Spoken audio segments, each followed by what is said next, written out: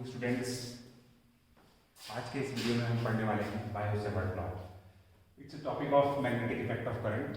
Okay, सो Biot Savart law में हम क्या फाइंड आउट करेंगे? हम बायो सेवर्ट लॉ में मैग्नेटिक फील्ड फाइंड आउट करेंगे स्मॉल एलिमेंट की वजह से। किसी स्मॉल एलिमेंट की वजह से किसी पॉइंट पर मैग्नेटिक फील्ड की वैल्यू को फाइंड आउट करना है, तो उसके लिए बायो सेवर्ट लॉ का यूज़ करते हैं।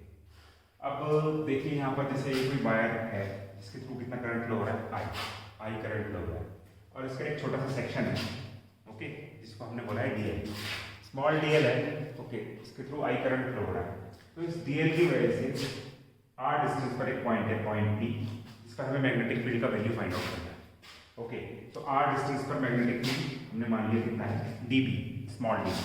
स्मॉल एलिमेंट की वजह से मैग्नेटिक फील्ड क्या हमारा है, स्मॉल, सो डीबी है। तो इस डीएल की वजह से डीबी जो मैग्नेटिक फील्ड है आर डिस्टेंस पर, ओके, प्रोवाइडेड एंगल कितना है, थीटा।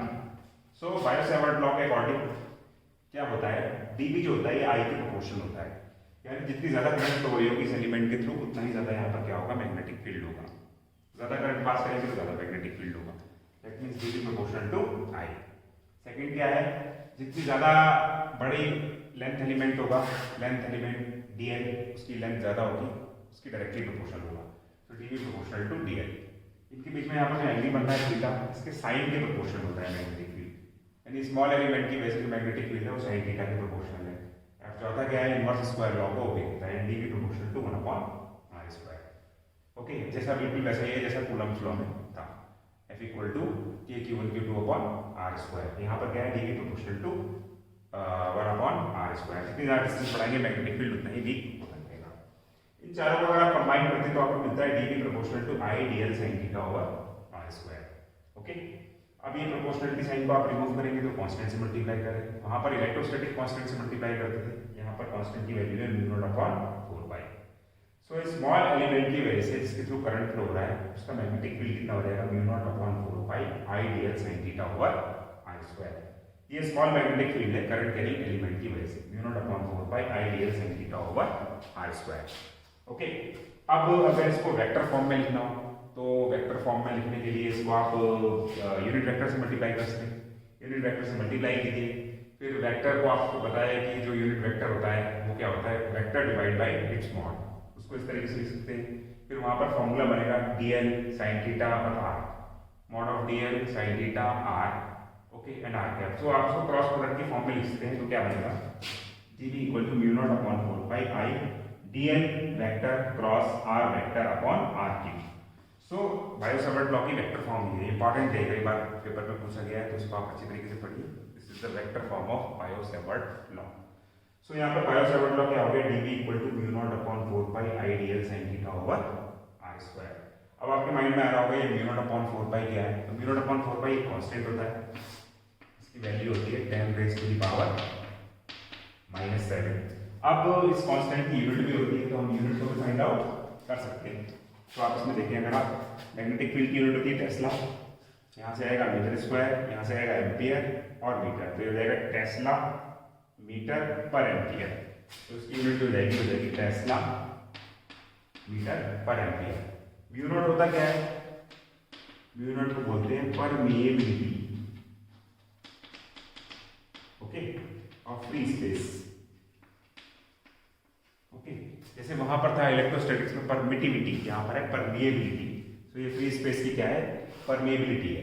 ओके, अगर किसी भी पर्टिकुलर मीडियम में रखेंगे या फिर कुछ और करेंगे आगे जाके, तो जैसे वहां पर डाइलेक्ट्रिक कांस्टेंट था, यहाँ पर भी एक टर्म आएगा, तो उसको आगे हम डिस्कस करेंगे। फिलहाल यहाँ पर म्यू नॉट क्या है, परमिएबिलिटी है फ्री स्पेस की, और μ0/4π की वैल्यू होगी 10⁻⁻⁷। तो फिर एक बार बता रहा हूँ, बायो सेवर्ट लॉ की हेल्प से स्मॉल एलिमेंट की वजह से जिसके थ्रू करंट हो रही है किसी पॉइंट पर आप मैग्नेटिक फील्ड की वैल्यू को फाइंड आउट कर सकते हैं, और उस मैग्नेटिक फील्ड का जो मैग्नीट्यूड है वो होता है μ0/4π i dl sin theta over r square. अब आपको पता है मैग्नेटिक फील्ड एक वेक्टर क्वांटिटी है, सो हर वेक्टर की क्वांटिटी की एक डायरेक्शन होती है, तो उसके लिए आप वेक्टर फॉर्म यूज कर सकते हैं। आप dl की डायरेक्शन और r की डायरेक्शन पता करके क्रॉस प्रोडक्ट का रूल लगा के मैग्नेटिक फील्ड की डायरेक्शन को फाइंड आउट कर सकते हैं। ओके, और मैग्नेटिक फील्ड की डायरेक्शन को निकालने के लिए हम राइट हैंड थंब रूल का यूज भी करते हैं। किसी वायर के थ्रू करंट फ्लो हो रही हो तो हम राइट हैंड थंब रूल का यूज करके मैग्नेटिक फील्ड की डायरेक्शन को फाइंड आउट कर सकते हैं। अब देखिए कैसे करते हैं ये।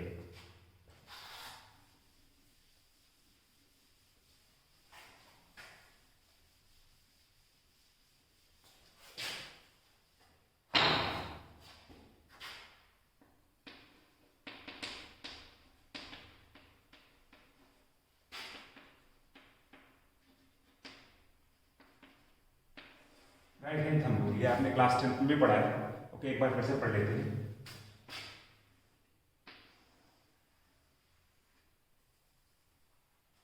अगर हम इमेजिन करें कि हम किसी करंट कैरिंग वायर को इमेजिन करें कि होल्ड कर रहे हैं विद आवर राइट हैंड।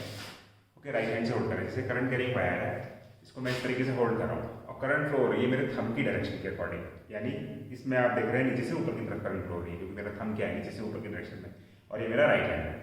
सो जो मेरी कर्ल फिंगर है जिसने वायर को होल्ड करके रखा है, ये किस चीज़ की डायरेक्शन को रिप्रेजेंट करेंगे, ये मैग्नेटिक फील्ड की डायरेक्शन को रिप्रेजेंट करेंगे। अब देखिए, अगर आप करके देखिए, साफ करिए तो आपको समझ में आएगा। आप राइट हैंड को ऐसे करिए और देखिए, ऊपर से देखिए, तो मैं इसको ऊपर से देख रहा हूँ तो मुझे दिख रहा है ये एंटी क्लॉकवाइज। आप भी करके देखिए, आपको भी ये एंटी क्लॉकवाइज दिखेगा। राइट हैंड थंब रूल है तो आपको यहाँ राइट हैंड रूल में राइट हैंड ही यूज करना है। ओके, सो ये मुझे एंटी क्लॉकवाइज दिख रहा है, तो इसको बनाएगा एंटी क्लॉकवाइज प्रोवाइडेड करंट ऊपर फ्लो हो रहा है। अब अगर करंट नीचे फ्लो हो रहा है, मान लीजिए, देखिए करंट नीचे फ्लो हो रहा है वायर, तो मैंने इसको ऐसे पकड़ रखा है राइट हैंड से, तो मैं अगर इसको ऊपर से देखूं तो ये मुझे कैसे दिख रहा है, क्लॉकवाइज दिख रहा है। आप करके देखिए तो आपको ज़्यादा समझ में आएगा। करंट नीचे फ्लो हो रहा है, थम्स डाउन है यहाँ पर। ओके, सो कैसे दिख रहा है, यहाँ दिख रहा है आपको क्लॉकवाइज। सो मैग्नेटिक फील्ड की डायरेक्शन कैसी हो जाएगी, क्लॉकवाइज। तो देखिए यहाँ पर एंटी क्लॉकवाइज है, यहाँ पर क्या है, क्लॉकवाइज है। अब किसी पॉइंट पर रिप्रेजेंट करने के लिए, अगर मान लीजिए ये पॉइंट है, पॉइंट P है और ये पॉइंट क्या है, Q है, तो इस पॉइंट P पर इसको रिप्रेजेंट करने के लिए अगर आप देखें, अगर ये वायर होगा, करंट फ्लो हो रहा होगा तो मैग्नेटिक फील्ड इस तरीके से जा रहा होगा। तो इस पॉइंट पर जो मैग्नेटिक फील्ड होगा वो क्या होगा, इनवर्ड होगा, यानी मैग्नेटिक फील्ड क्या है, इनवर्ड। और इस पॉइंट पर क्या होगा, मैग्नेटिक फील्ड आउटवर्ड होगा, आउटवर्ड। ओके, तो यहाँ पर हम साइन यूज करते हैं इन और आउट के लिए, तो हम इन के लिए यूज करते हैं क्रॉस और आउट के लिए यूज करते हैं डॉट। अब ऐसे यहाँ पर निकालना हो, मान लीजिए पॉइंट क्या है, कर लेते हैं P और Q। तो इस पॉइंट P पर जो मैग्नेटिक फील्ड लाइन है वो बाहर आ रहा है, टेंजेंट अगर हम ड्रॉ करें, मैग्नेटिक फील्ड लाइन की प्रॉपर्टी आपने ऑलरेडी लिख रखी होगी, इसको पढ़िएगा। अगर इस पर टेंजेंट ड्रॉ करें तो मैग्नेटिक फील्ड क्या आ रहा है, बाहर की तरफ आ रहा है। तो यहाँ पर क्या है, ये डॉट है, और इधर कहाँ जा रहा है, अंदर जा रहा है, तो ये क्या हो जाएगा, ये क्रॉस हो जाएगा। तो इस तरीके से यहाँ पर जो क्रॉस होता है इस तरीके से, वो क्या रिप्रेजेंट करता है, इनवर्ड, और डॉट होता है वो क्या रिप्रेजेंट करता है, outward. Outward to the plane of the paper, outward to the plane of the copy, inward to the plane of the paper, inward to the plane of the copy. तो इस तरीके से किसी पॉइंट पर हम magnetic field की direction को find out कर सकते हैं। सो आप बायो-सैवर्ट लॉ के अकॉर्डिंग भी फाइंड आउट कर सकते हैं। ओके, जो आपके वेक्टर्स हैं उनको IJ में रिजॉल्व कर लीजिए, आपको पता है I क्रॉस J क्या होता है, I क्रॉस K क्या होता है, तो इस तरीके से आप डायरेक्शन को फाइंड आउट कर सकते हैं। सो इस राइट हैंड थंब रूल की हेल्प से हम क्या करते हैं, हम मैग्नेटिक फील्ड की डायरेक्शन को फाइंड आउट करते हैं। अब जल्दी से पढ़ लेते हैं फ्लेमिंग लेफ्ट हैंड रूल। ये सब आपने 10th में पढ़ रखा है, तो कुछ रिविजन की तरीके से पढ़ लेते हैं, ज़्यादा टाइम नहीं लगाते हैं।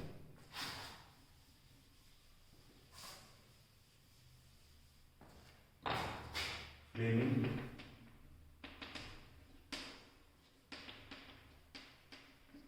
लेफ्ट हैंड रूल, ये भी आपने 10th में पढ़ा था। फ्लेमिंग लेफ्ट हैंड रूल क्या होता है, किसी करंट कैरिंग वायर के को अगर आप मैग्नेटिक फील्ड में रखें तो मैग्नेटिक फील्ड उसके ऊपर क्या लगाएगी, फोर्स लगाएगी। ऐसा क्यों होगा, जैसे सपोज ये स्ट्रॉन्ग मैग्नेट है, नॉर्थ साउथ, इसके बीच में आपने एक वायर रख दिया। ओके, अब आपने इसको इसके थ्रू करंट पास किया। ओके, ये स्ट्रॉन्ग मैग्नेट है, यानी ये जो मैग्नेटिक फील्ड पैदा कर रहा है, डेवलप कर रहा है, ओके, उसके कंपैरिजन में ये जो आपके मैग्नेट्स है ये स्ट्रॉन्ग मैग्नेटाइजेशन डेवलप कर रहे हैं, मैग्नेटिक फील्ड डेवलप कर रहे हैं। तो यहाँ पर पॉइंट क्या होगा, यहाँ पर पॉइंट ये होगा, जब इसके थ्रू करंट पास होगी तो ये भी अपनी एक मैग्नेटिक फील्ड जनरेट करेगा, ये भी अपनी एक मैग्नेटिक फील्ड जनरेट करेगा, और ये स्ट्रॉन्ग मैग्नेटिक फील्ड में रखा है। तो दो मैग्नेट्स को अगर आप पास लेके आए, ओके, लाइक पोल्स को तो रिपेल करेंगे, अनलाइक पोल्स को लेके आएंगे तो अट्रैक्ट करेंगे, बट दोनों ही केसेस में उन दोनों के ऊपर क्या लगेगा, फोर्स लगेगा। सो उस तरीके से किसी करंट कैरिंग वायर को एक्सटर्नल मैग्नेटिक फील्ड में लगा सकते हैं, तो मैग्नेटिक फील्ड उसके ऊपर क्या लगाती है, फोर्स लगाती है। ओके, सो उस फोर्स की डायरेक्शन को फाइंड आउट करने के लिए हम फ्लेमिंग लेफ्ट हैंड रूल का यूज करते हैं। फोर्स की डायरेक्शन को फाइंड आउट करने के लिए हम फ्लेमिंग लेफ्ट हैंड रूल का यूज करते हैं। मोटर में यही प्रिंसिपल यूज होता है, इसी की वजह से मोटर जो होती है वो रोटेट होती है।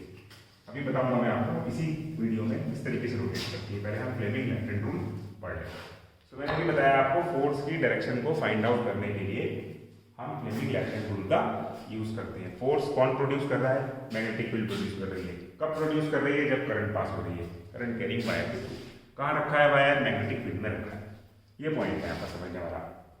अब इसको समझना कैसे है, देखिए ये आप अपने लेफ्ट हैंड को इस तरीके से स्ट्रेच कीजिए। नोट्स खुद बनाना आप अच्छे हिसाब से, ओके। पीडीएफ भेज दूंगा, बट उसको देख के समझ के बनाना। अगर हम अपने लेफ्ट हैंड को इस तरीके से स्ट्रेच करें कि ये हमारी फोर फिंगर है, ये हमारी सेंट्रल फिंगर है और ये हमारी क्या है? थंब है। Four finger, central finger and thumb. इसको हम इस तरीके से रखें कि ये आपस में 90 डिग्री का एंगल बनाए। दैट मीन्स फोर फिंगर और सेंट्रल फिंगर के बीच का एंगल 90 डिग्री है, थंब और फोर फिंगर के बीच का एंगल भी 90 डिग्री है, और थंब और सेंट्रल फिंगर के एंगल भी 90 डिग्री है। That means they are mutually perpendicular to each other. यानी हम अपने लेफ्ट हैंड को इस तरीके से एडजस्ट करें कि थंब, फोर फिंगर और सेंट्रल फिंगर कितना एंगल बनाए? 90 डिग्री, म्यूचुअली एक दूसरे के रेस्पेक्ट में। तो इस तरीके से एडजस्ट करें। करके देखो बच्चों, इसको करके देखो इस तरीके से, तब अच्छा लगेगा आपको। तो ये 90 डिग्री का एंगल बना रहे हैं अगर यहाँ पर ये। सो आपका ये जो क्या बोलते हैं इसको, फोर फिंगर, ये रिप्रेजेंट करता है इस चीज़ की डायरेक्शन को, मैग्नेटिक फील्ड की डायरेक्शन को। फोर फिंगर रिप्रेजेंट करता है मैग्नेटिक फील्ड की डायरेक्शन को, और आपका ये मिडिल फिंगर या सेंट्रल फिंगर रिप्रेजेंट करता है करंट की डायरेक्शन को। तो थंब आपका रिप्रेजेंट करेगा फोर्स की डायरेक्शन को। यानी ये फोर्स है, ये मैग्नेटिक फील्ड है और ये करंट है। इनकी डायरेक्शंस को ये जो फिंगर और थंब है ये क्या कर रहे हैं? रिप्रेजेंट कर रहे हैं यहाँ पर। ये पॉइंट है यहाँ पर। अब इसको याद करने का तरीका क्या है? याद करने का आसान तरीका है father mother child, FMC, father mother child, father mother child. That means thumb क्या रिप्रेजेंट कर रहा है? Direction of father, father means force. Forefinger क्या रिप्रेजेंट कर रही है? Direction of mother, mother means magnetic field. Central finger क्या represent कर रही है? Child, child means direction of current. So ये है फादर मदर चाइल्ड का मतलब क्या है? फोर्स। यहाँ लिख सकते हैं मैग्नेटिक फील्ड और इसको लिख सकते हैं करंट, इलेक्ट्रिक करंट। सो एक बार फिर से बता रहा हूँ मैं रूल, उस रूल को भी मैं अप्लाई करके बताऊंगा इसी वीडियो में, ध्यान से देखना।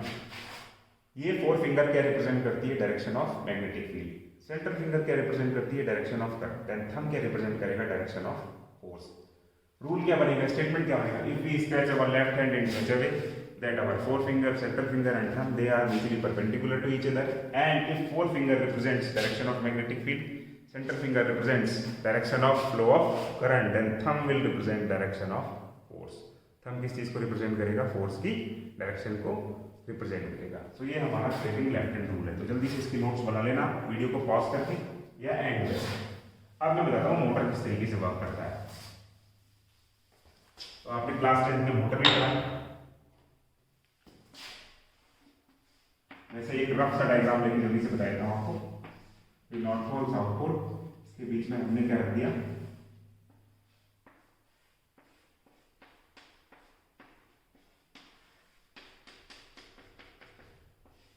ओके, डिटेल में नहीं जाऊंगा यहाँ पर। स्प्लिट रिंग्स है, कम्यूटेटर है, ब्रशेस है। ओके, वो मैं केवल बेसिक बता रहा हूँ आपको। ये बैटरी से कनेक्ट कर दिया यहाँ पर। तो जब इसके थ्रू करंट फ्लो करेगा, करंट प्लस से माइनस फ्लो करता है, तो यहाँ पर A to B फ्लो कर रहा है, यहाँ C to D फ्लो कर रहा है। ओके, तो देखिए क्या होगा यहाँ पर A to B current flow हो रहा है। मैग्नेटिक फील्ड की डायरेक्शन होगी नॉर्थ टू साउथ। अभी मैंने क्या बताया था? ये रिप्रेजेंट करती है फोर फिंगर मैग्नेटिक फील्ड की डायरेक्शन, तो नॉर्थ टू साउथ मैंने इसको एडजस्ट कर लिया। करंट किधर है? करंट है अपवर्ड डायरेक्शन में, बोल्ट के अकॉर्डिंग, यानी A to B। तो इसको मैंने करंट को अपवर्ड कर लिया। देखिए लेफ्ट हैंड यूज कर रहा हूँ, ध्यान से। ओके, आपको यूज करना है इसको। देन थंब किधर जा रहा है मेरा? थंब जा रहा है इनवर्ड। तो यानी इस पर फोर्स लग रहा है इनवर्ड।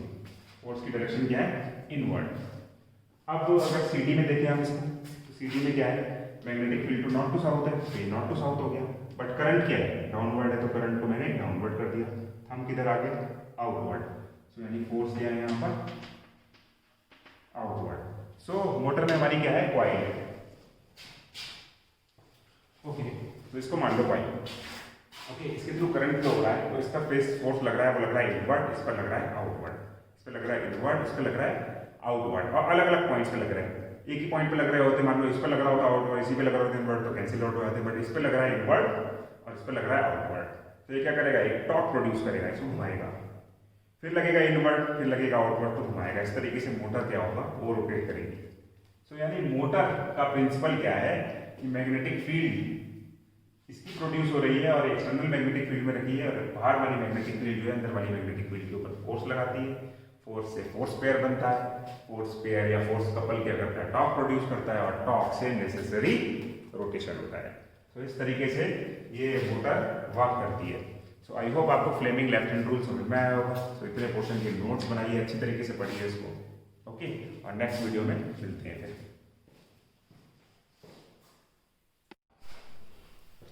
तो बच्चों, अब हम पढ़ने वाले हैं एप्लीकेशन ऑफ बायो-सैवर्ट लॉ। अभी आपने पढ़ा बायो-सैवर्ट लॉ, स्मॉल एलिमेंट की वजह से किसी पॉइंट पर मैग्नेटिक फील्ड को फाइंड आउट करना। अब हम पढ़ रहे हैं एप्लीकेशंस ऑफ बायो-सैवर्ट लॉ। तो इसमें पहली एप्लीकेशन है magnetic field due to circular current carrying coil at the centre. तो आप स्क्रीन पर देख रहे हैं, यहाँ पर एक सर्कुलर कॉइल है, इसके थ्रू आई करंट फ्लो हो रहा है। इस कॉइल का रेडियस क्या है, इस कॉइल का रेडियस आर है, ओके। जब इसके थ्रू करंट फ्लो होगा तो एक करंट लूप बन जाएगा, और कोई भी करंट लूप एक मैग्नेट के तरीके से बिहेव करेगा, ओके। एक मैग्नेट के दो पोल होते हैं, नॉर्थ पोल और साउथ पोल, तो ये अपना एक मैग्नेटिक फील्ड जनरेट करेगा यहाँ पर। सो यहाँ पर क्या हो रहा है, सर्कुलर कॉइल में एक मैग्नेटिक फील्ड जनरेट हो रही है। सो यहाँ पर बीच में एक सेंटर है, यहाँ पर ये O पॉइंट सेंटर है इसका, तो इस सेंटर पे हमें मैग्नेटिक फील्ड को क्या करना है, फाइंड आउट करना है। इसके लिए हम बायो-सैवर्ट लॉ का यूज करेंगे, ओके। बायो-सैवर्ट लॉ में हम एक स्मॉल एलिमेंट कंसीडर करते हैं, उसकी वजह से मैग्नेटिक फील्ड निकालते हैं, और उसके बाद जो शेप होती है उसके अकॉर्डिंग इंटीग्रेट कर देंगे, और इंटीग्रेट करके मैग्नेटिक फील्ड की, टोटल मैग्नेटिक फील्ड की उस पूरी करंट कैरिंग शेप के अकॉर्डिंग जो भी वैल्यू होगी वो फाइंड आउट करेंगे। सो यहाँ पर ये सर्कुलर कॉइल है, इसका रेडियस कितना है, आर है, इसमें कितना करंट फ्लो हो रहा है, आई फ्लो हो रहा है। मैंने मान लिया यहाँ पर एक छोटा सा एलिमेंट मान लिया डीएल, ये एक छोटा सा स्मॉल एलिमेंट मान लिया डीएल। अब पहले हम इस डीएल की वजह से सेंटर पर मैग्नेटिक फील्ड को फाइंड आउट करेंगे। फिर देख सकते हैं डीएल ये कहीं पर भी हो सकता है, बट ये कहीं पर भी डीएल हो, ओवरऑल इसकी डिस्टेंस क्या रहेगी, आर रहेगी, क्योंकि ये थ्रू आउट सेम रहेगी, क्योंकि सर्कुलर है, और ये क्या होगी, रेडियस होगी। तो इस डीएल की वजह से इस पॉइंट O पर जो मैग्नेटिक फील्ड होगी उसकी डायरेक्शन निकालते हैं, पहले क्या होगी डायरेक्शन। सो देखो इस डीएल में करंट नीचे से ऊपर फ्लो हो रही है, थंब अप कर दिया मैंने, मेरी जो कर्व फिंगर है इस तरीके से अंदर जा रही है, तो इस पॉइंट के लिए मैग्नेटिक फील्ड क्या होगी, इनवर्ड होगी। अगर मान लो पॉइंट यहाँ कहीं होता तो आउटवर्ड होती, फिलहाल हमारा सेंटर इस साइड है, तो क्या होगी, इनवर्ड होगी। अब अगर मान लो डीएल में ऊपर यहाँ कंसीडर करता हूँ, ओके, सो अगर इसके लिए निकालूंगा तो भी क्या आएगी, इनवर्ड आएगी। पूरी थ्रू आउट क्या आ रही है, इस सेंटर के लिए जो मैग्नेटिक फील्ड है वो क्या आ रही है, इनवर्ड आ रही है। देखो यहाँ से लाइन अंदर जा रही है, यहाँ से फिर अंदर जा रही है, और ऊपर से नीचे हो जाएगा इसमें, तो भी क्या होगा, ये अंदर जाएंगे। तो हमेशा हर पॉइंट पर डीएल लेने पर जो मैग्नेटिक फील्ड होगी वो क्या होगी, इनवर्ड होगी। सो इस डीएल की जो मैग्नेटिक फील्ड है डीबी, इस डीएल की वजह से यहाँ पे कितनी मैग्नेटिक फील्ड, डीबी, उसकी वैल्यू को फाइंड आउट करते हैं, ओके। सो स्मॉल एलिमेंट की वजह से जो मैग्नेटिक फील्ड होती है, ओके, वो होती है μ0/4 pi I DL sine theta over R square, उसका मैग्नीट्यूड। अब इस डीएल की डायरेक्शन देखिए है, ओके, और मैग्नेटिक फील्ड के लिए इसकी डायरेक्शन हो गई, यानी आप आर की डायरेक्शन देखें तो ये है, इसके बीच में हमेशा कितना एंगल बनेगा, 90 डिग्री, क्योंकि ये डीएल है टेंजेंट के अलॉन्ग और ये आर है रेडियस के अलॉन्ग। अगर ये डीएल यहाँ ले लें तो ये इधर हो जाएगा और ये इधर हो जाएगा, तब भी एंगल क्या बनेगा, 90 डिग्री, क्योंकि रेडियस और टेंजेंट के बीच में हमेशा एंगल बनता है 90 डिग्री। सो मैं क्या लिख सकता हूँ, magnetic field due to small element dl, okay, at centre, okay, कितनी हो जाएगी, dB, that is μ0/4 pi I DL sine theta, theta is 90 upon R square, μ0/4 pi I DL sine 90 over R square. तो आपको समझ में आ गया होगा मैंने यहाँ पर 90 क्यों लिया, क्योंकि रेडियस टेंजेंट के बीच का एंगल कितना होता है, 90 डिग्री। अब ये कितना हो गया, dB μ0/4 pi I dl over R square, यानी इस एलिमेंट की वजह से इस पॉइंट पर मैग्नेटिक फील्ड क्या है, μ0/4 pi I dl over R square, where dl is the length of the element. हमें क्या करना है, हमें total magnetic field find out करना है, तो बता रहा हूँ आपसे।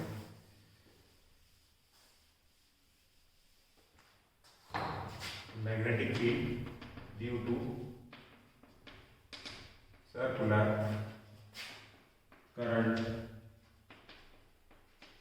कैरिंग लूप और कॉइल। ओके, सो इसको क्या करते हैं, भी निकालने के लिए इसको पूरा इंटीग्रेट कर देते हैं। अब आप इसको इंटीग्रेट करेंगे, पूरा है तो क्लोज हो गया ये।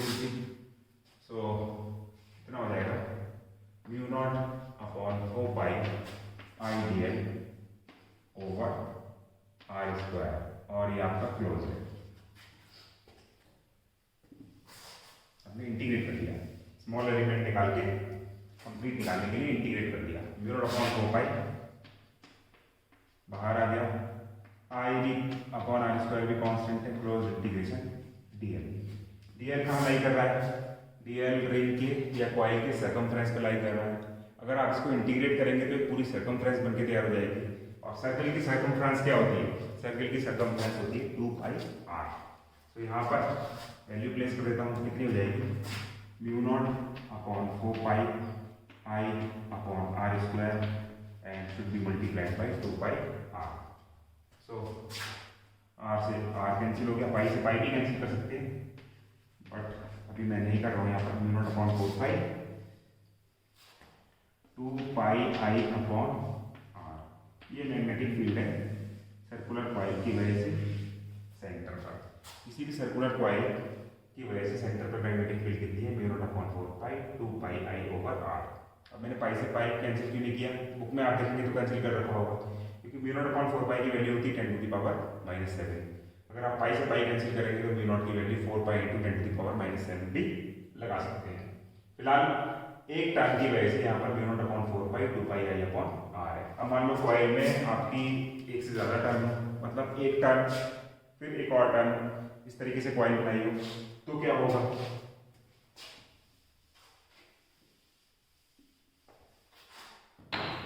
If the coil has n turns then magnetic field कितना हो जाएगा, mu naught upon 4 pi 2 pi N I over R. So total magnetic field हो जाएगा mu naught upon 4 pi 2 pi N I over R, यानी हमने N से multiply कर दिया। एक टर्म के लिए मैग्नेटिक फील्ड बी है तो एन टर्म के लिए कितनी रहेगी, N multiplied by B.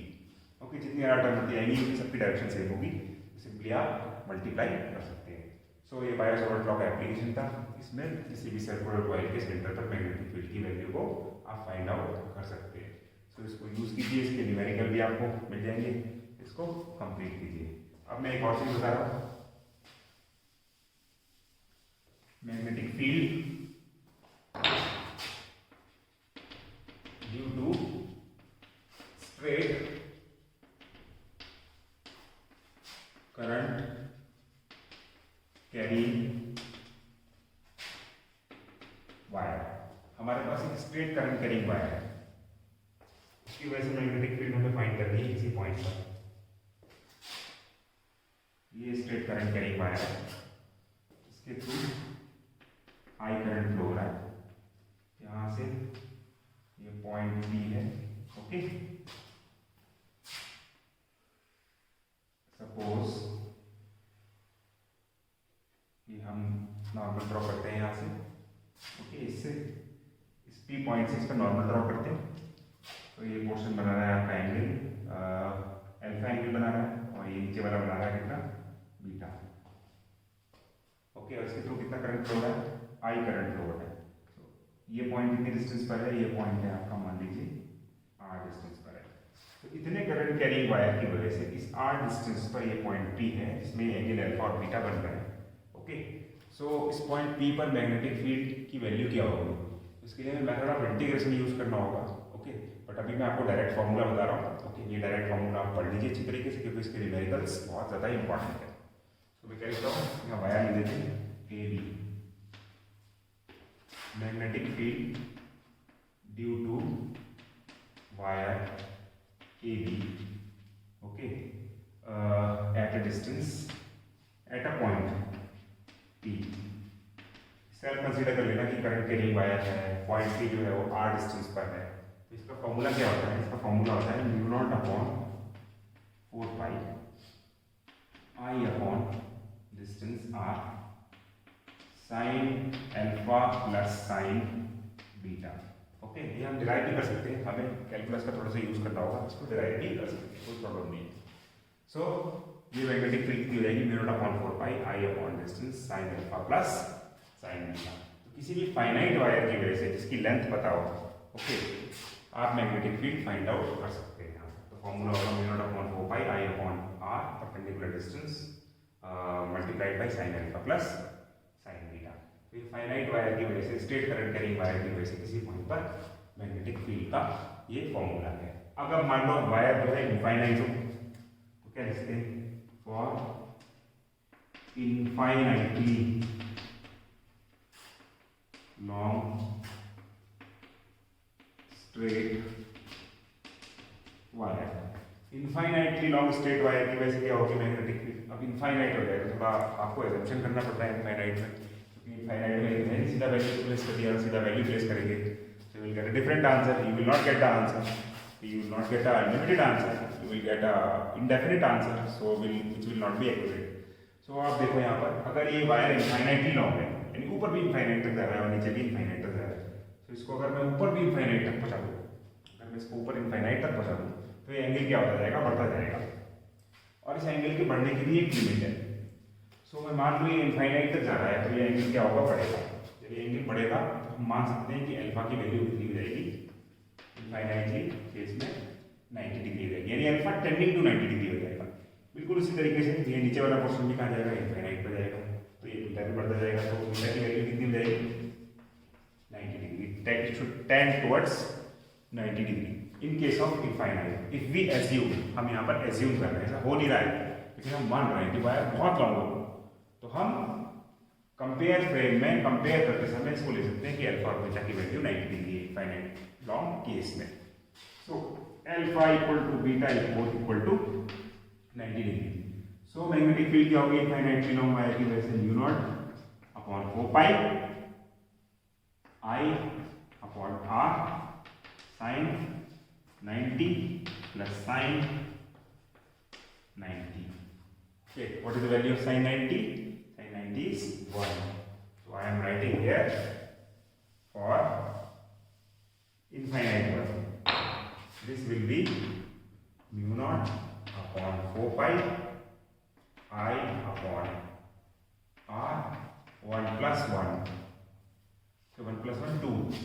That means we can write down mu naught upon 4 pi 2I upon r. This is the magnetic field due to infinitely long current carrying wire at a distance r. Mu naught upon 4 pi 2I upon r.